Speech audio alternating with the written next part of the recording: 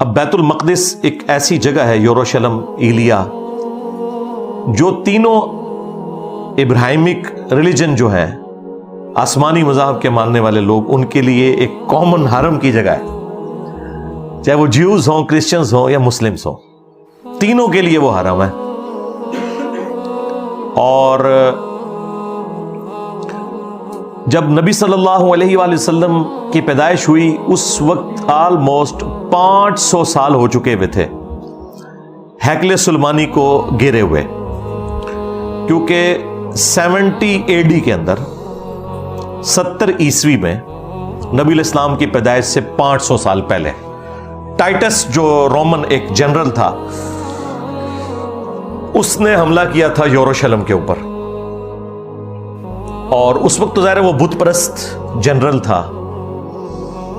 اور انہوں نے یہودیوں کو قتل کیا، کوئی 1.25 لاکھ کے قریب یہودی قتل ہوئے، اتنوں کوئی وہ قید کر کے لے گیا اور ہیکل سلیمانی برباد کر دیا۔ اس کی صرف ایک دیوار بچی ہے جسے ویلنگ وال کہتے ہیں، دیوار گریا، اور جس کے سامنے یہودی جو ہے وہ اس طرح کر کے تورات پڑھ رہے ہوتے ہیں، وہ ایک دیوار وہ باقیات ہے ہیکل سلیمانی کی۔ اور یہ سلسلہ اسی طریقے سے ان کا رہا، پھر ڈائسپورا شروع ہو گیا، ان کا انتشار پوری دنیا میں پھیل گیا، ظاہر ہے وہاں سے تو وہ نکال دیے گئے۔ نبی صلی اللہ علیہ وآلہ وسلم کا دنیا میں آنا یہودیوں کے لیے بھی رحمت ثابت ہوا۔ آپ علیہ السلام کی مبارک دعوت کی برکت سے جب اسلام نے عروج پکڑا اور سیدنا عمر کے دور میں یروشلم فتح ہوا ایک پیس ٹریٹی کے تھرو، اس وقت یروشلم پہ حکومت تھی کرسچنز کی۔ جب ہیکل سلیمانی توڑا گیا اس وقت حکومت تھی رومن امپائر کی، جو کہ بت پرست تھے، لیکن وہ بیچ میں ایک ان کا ایمپرر آیا کانسٹنٹائن II، جس کے نام کے اوپر قسطنطنیہ شہر ہے، اس نے کرسچینٹی اڈاپٹ کر لی۔ یہ آلموسٹ آپ سمجھ لیں نبی صلی اللہ علیہ وآلہ وسلم کی پیدائش سے 200-250 سال پہلے کی بات ہے۔ تو اس کی وجہ سے پوری کی پوری جو رومن امپائر ہے وہ کرسچینٹی میں کنورٹ ہوگی، کیونکہ اس وقت بادشاہ کا دین ہی رعایا کا دین ہوتا تھا۔ اب کرسچنز نے یہ شرط لگائی سیدنا عمر کو کہ ہم آپ کے حوالے کرتے ہیں یہ سٹی بغیر جنگ کے، کیونکہ انہیں اندازہ ہو گیا تھا ہم مسلمانوں کا مقابلہ نہیں کر سکتے، لیکن ہماری شرط یہ ہے کہ یہودیوں کو آپ نے یہاں نہیں آنے دینا۔ اس کی وجہ کیا تھی؟ کرسچن یہ سمجھتے تھے کہ جسے ہم خدا کا بیٹا سمجھتے ہیں یا خدا سمجھتے ہیں، اس کے قاتل یہودی ہیں، کیونکہ انہوں نے صلیب چڑھوایا تھا رومنس کے ذریعے جیزس کرائسٹ کو، اور یہودی جو ہے وہ جیزس کرائسٹ کو نعوذ باللہ آؤٹ آف ویڈ لاک کہتے تھے۔ ٹھیک ہے، اب یہ زمین و آسمان کا فرق ہے۔ اتنے بڑے لیول کی دشمنی دنیا میں کسی بھی دو مذاہب کے درمیان نہیں ہے جو جیوز اور کرسچنز میں۔ یہ آج کی بات میں نہیں کر رہا، یہ آج صورتحال کیوں بدلی ہے میں بعد میں بتاتا ہوں۔ زمین و آسمان کا فرق کہ ایک مذہب کے ماننے والے اسے خدا کا بیٹا کہہ رہے ہیں اور خدا کہہ رہے ہیں، پروٹیسٹنٹ جو ہے وہ خدا کہتے ہیں اور کیتھولک خدا کا بیٹا کہتے ہیں، اور دوسرے کہہ رہے ہیں کہ اس کی اصل میں خطا ہے یا آؤٹ آف ویڈ لاک پیدا ہوا ہے، نعوذ باللہ من ذالک۔ تو ان دونوں کا تو آپس میں ملاپ ہو ہی نہیں سکتا تھا۔ کرسچنز نے کہا کہ جیوز یہاں نہیں گھسیں گے، یہ ہمارے جیزس کرائسٹ کے قاتل ہیں۔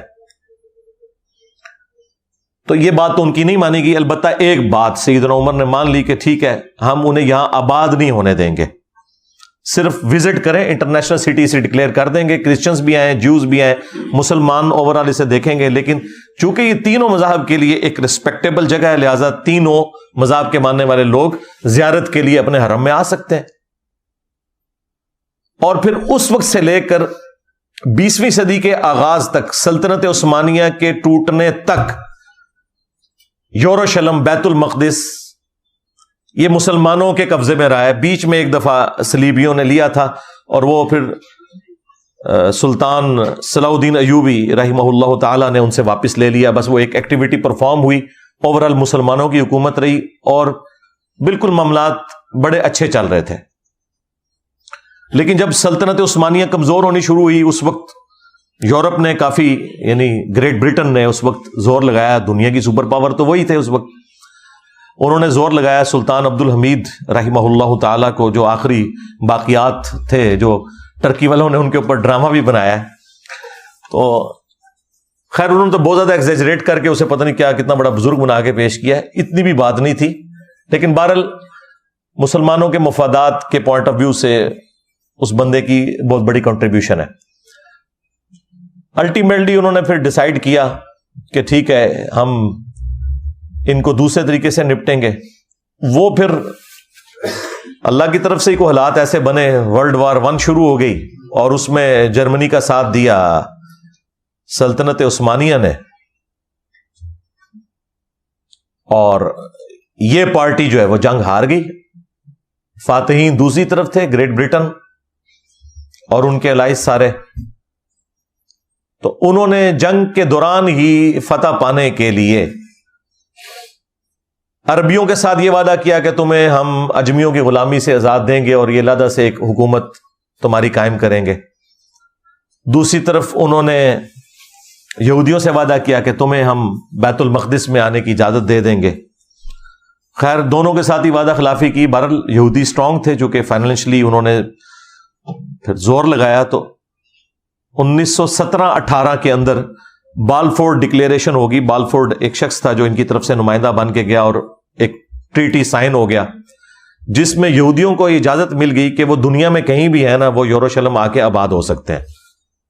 اس وقت تک آپ سمجھ لیں آلموسٹ 90% کے قریب مسلمان ہی وہاں رہتے تھے اور اتنے % علاقہ مسلمانوں کے پاس ہی تھا، وہ فلسطین کی وہ ریاست. بس پھر وہاں سے ایک سلسلہ شروع ہوا، کرتے کرتے جب پوری دنیا سے یہودی آ گئے. اس وقت آلموسٹ آپ سمجھ لیں 90 لاکھ 1 کروڑ کے قریب ہیں، 10 ملین کے قریب یہودی اسرائیل کے اندر. یہ پوری دنیا سے آئے ہوئے ہیں کیونکہ ان کے لیے ایک مذہبی مقام تھا. یہاں پہ بھی اگر ویزا کھول جائے تو سارے مکہ مدینہ جانے کے لیے تیار نہیں ہو جائیں گے.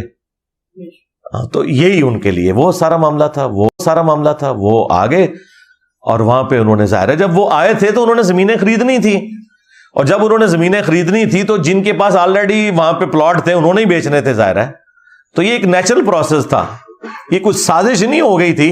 ظاہر ہے جب وہ یہ سب کچھ ڈکلیئر ہو گیا، جب ہم محکوم ہو گئے اور ان کا غلبہ ہو گیا ہمارے اوپر اس اعتبار سے کہ انہوں نے اپنی مرضی کے فیصلے منوائے، تو یہی کچھ ہی ہونا تھا.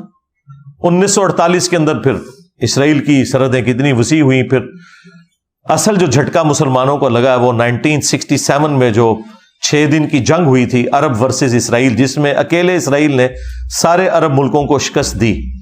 اس کے بعد پھر اس نے اپنی دھاک بٹھا لی، ایسی بٹھائی کہ آج تھوڑا سا علاقہ فلسطینیوں کے پاس ہے. کچھ علاقے تو وہ ٹوٹی پوٹی فارم میں بالکل سینٹر میں اسرائیل کے مسلمانوں کے پاس ہے، اور ایک کارنر پہ یہ غزہ کی پٹی ہے جس کے ایک طرف میڈیٹرینین سی ہے، ایک طرف ایجپٹ ہے، اور باقی جو 2 بڑی والی سائڈ ہے جو لینتھ والی وہ ساری اسرائیلی ہے، اور انہوں نے باقاعدہ باڑ لگائی ہوئی ہے. کسی کو وہاں سے یہاں آنے کی اجازت نہیں. اور جو مسلمان باقی رشتہ دار ہیں وہ دوسری طرف آباد ہیں، وہ اس باڑ کو کراس بھی نہیں کر سکتے، پھر بیچ میں اسرائیل ہے، لہٰذا ان کی آپس میں وہ اس طریقے سے جدائیاں ہوگی، اور یہ سارے معاملات اس طریقے سے چل رہے ہیں. اور اس میں عرب ملک ظاہر ہے کہ دنیا پرست ہیں تو نہیں مقابلہ کر سکے. اور آج تو اسرائیل خیر آپ سمجھ لیں انڈکلیئرڈ نیوکلیئر پاور بھی ہے.